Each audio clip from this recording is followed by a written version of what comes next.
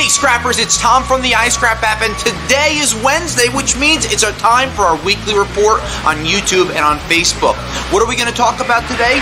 Market news, market updates, what you should expect at your scrapyard, and how you can make more money with your scrap. Follow me, let's go talk scrap. Have questions about scrap? Time to ask them now. Let's go.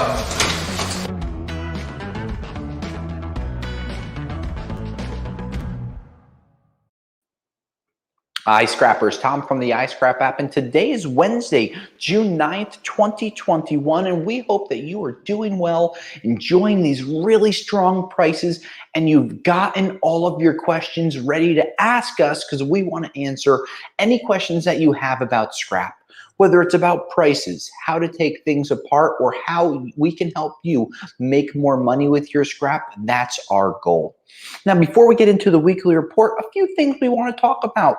We are so excited that our podcast, Scrapulator, has been going out there, having thousands of people listening to it. And if you want to listen to it and follow us, you can always go right through the Apple Podcast Store or through the Google Store through podcasts, and please follow our podcasts. This way, when new episodes come out, you'll be able to learn more about what's going on. Some of our most recent episodes, we've talked about anything about just general things about aluminum. We've talked about catalytic converter theft. We've talked about predictions of the copper market in 2021. We've talked about how scrap and taxes go hand in hand, and a lot of other topics that we'd love you to listen to, so make sure you pop in there.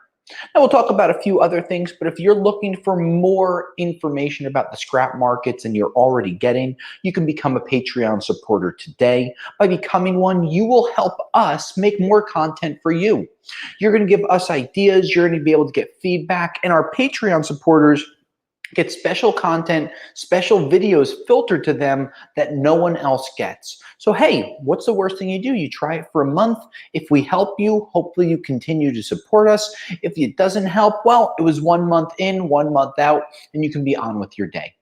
Now, over the last week, we've been watching these very steady scrap markets, which has really made us happy because steadiness is the key for what we look for in the overall markets. Now, we've talked about this so many times before. We don't like big price jumps.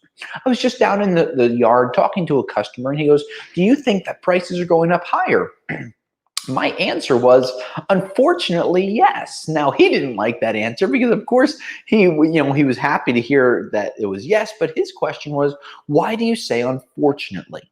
And we've talked about this before, where scrap yards are spending more money for the same amount of product that they were getting before, and scrapyard's risk is really going up because of the amount of money that copper has become, steel has become, aluminum has risen up to, and really catalytic converters as well.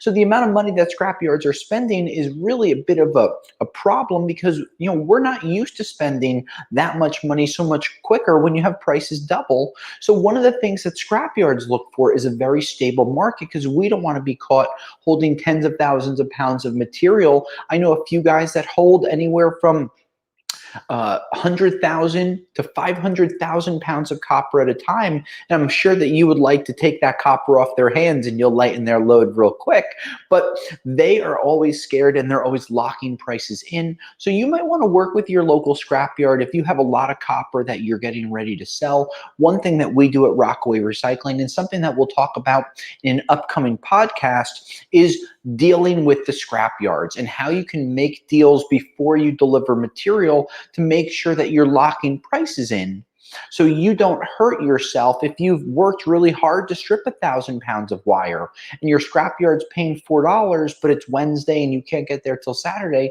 If you have a good relationship with them, you might be able to hold those prices. So that's a really interesting talking point that we're going to have in an upcoming podcast that you'll be able to listen to. So of course, make sure you follow our podcast, Scrapulator, right online.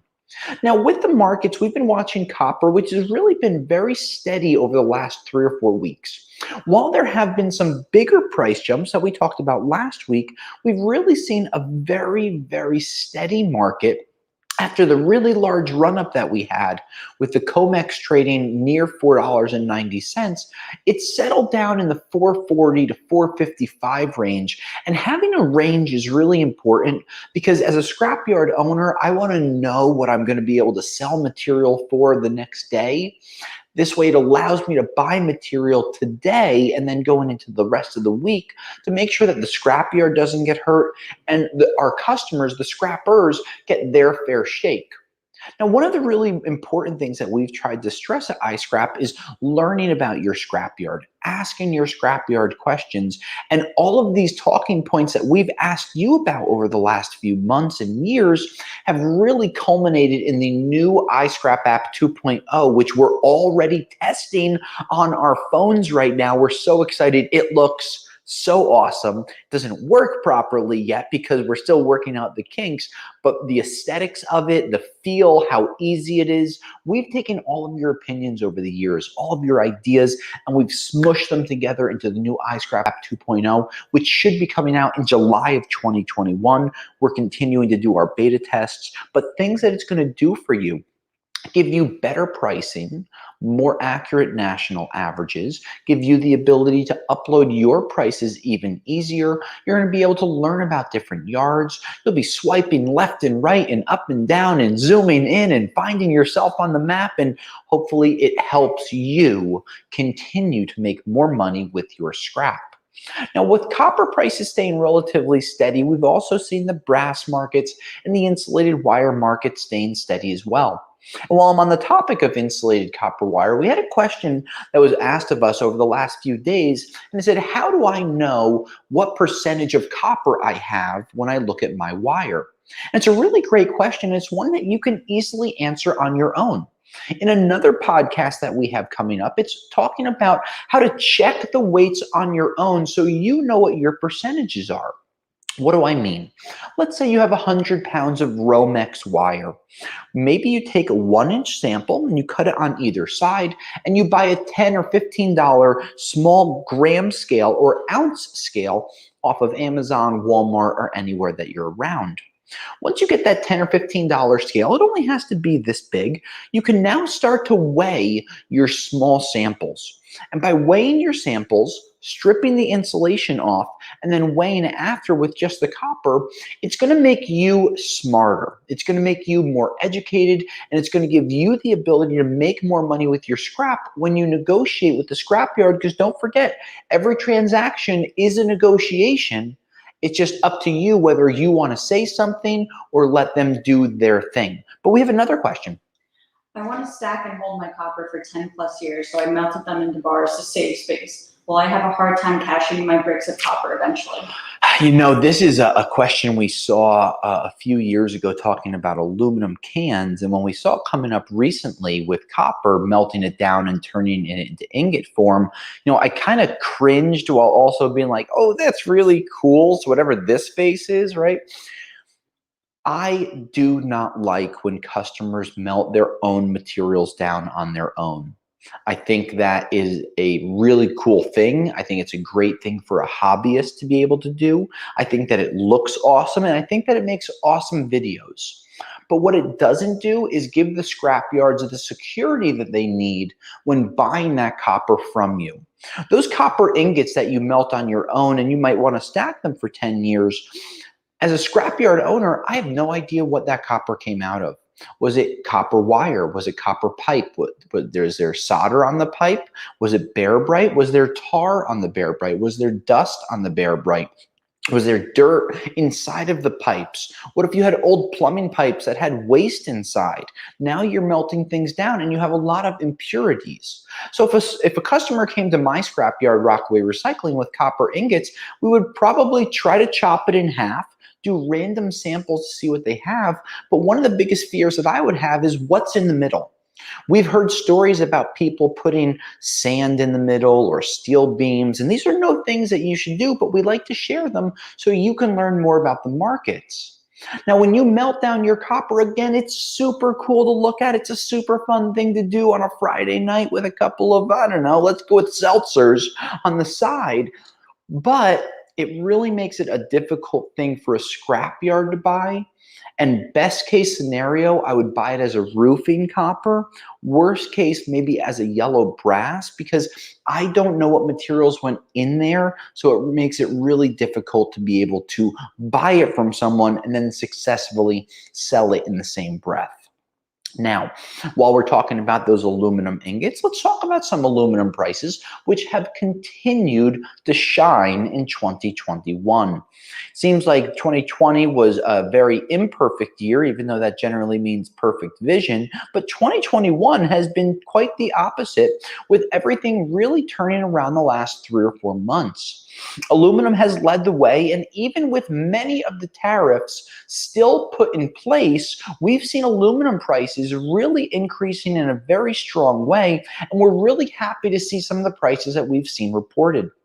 Prices like aluminum siding in the 55 to 65 cent a pound range. Sheet aluminum between 40 and 54 cents. Aluminum cans between 50 and 65 cents.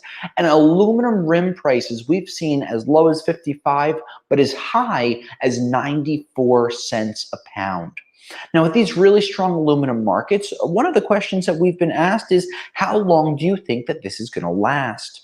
Now, I really think that we're going to see the entire market remaining at this strong pace for the balance of 2021, not including any kind of crazy things that could happen, economic factors, housing problems, interest rates.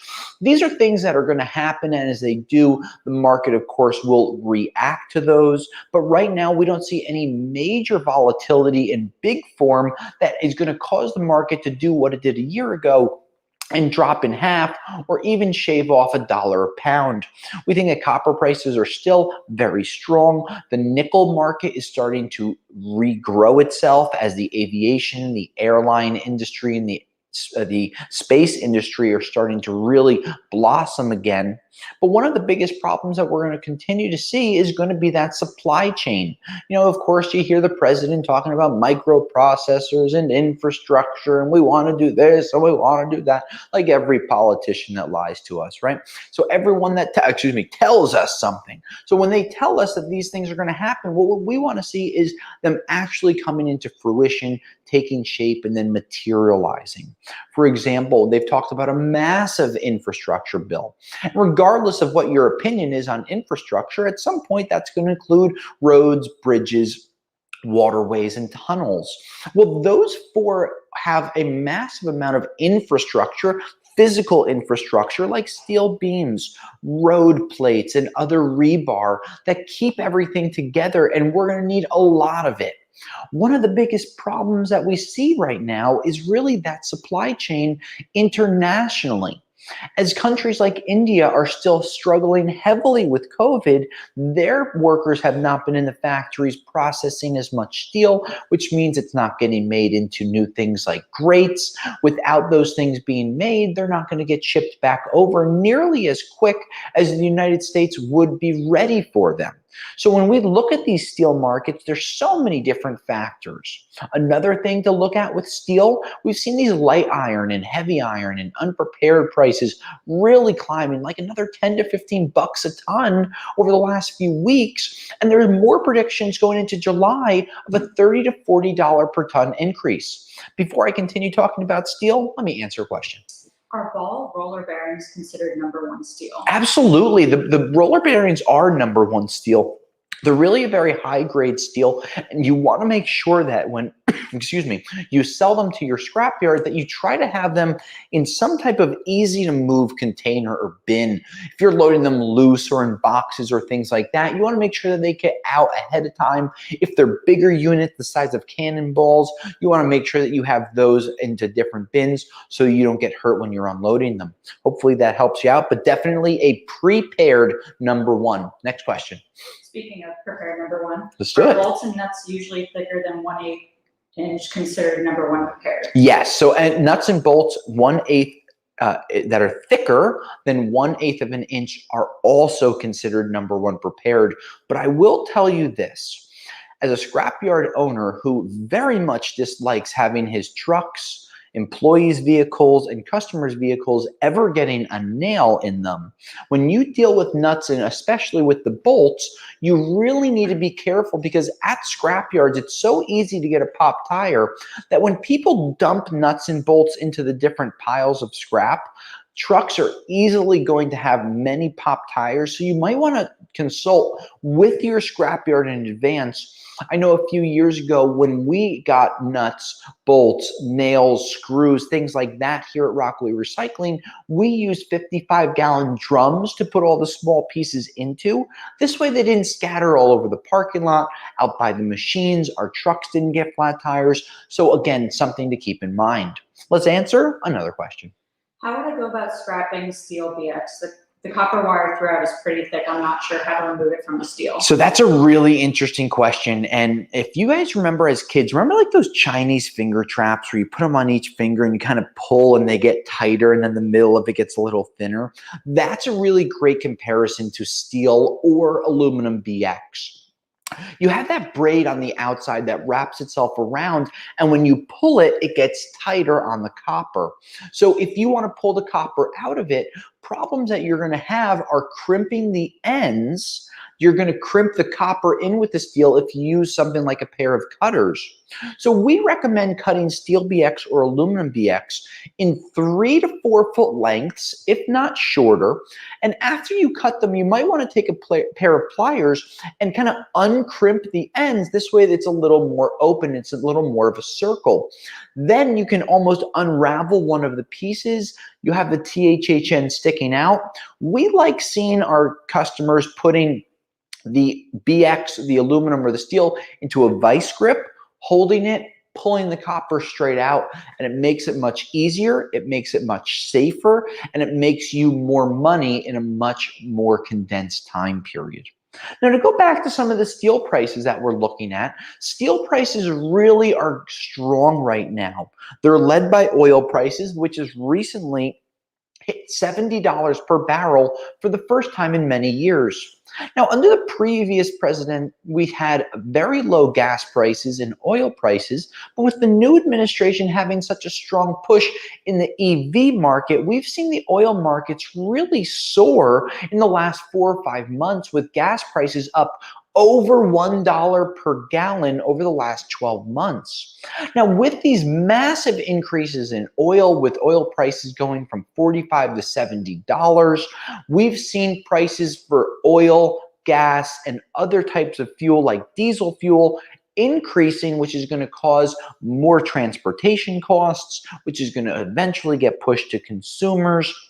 But for scrappers, it's a good thing, because you're going to see the price of steel continuing to increase over the next few months.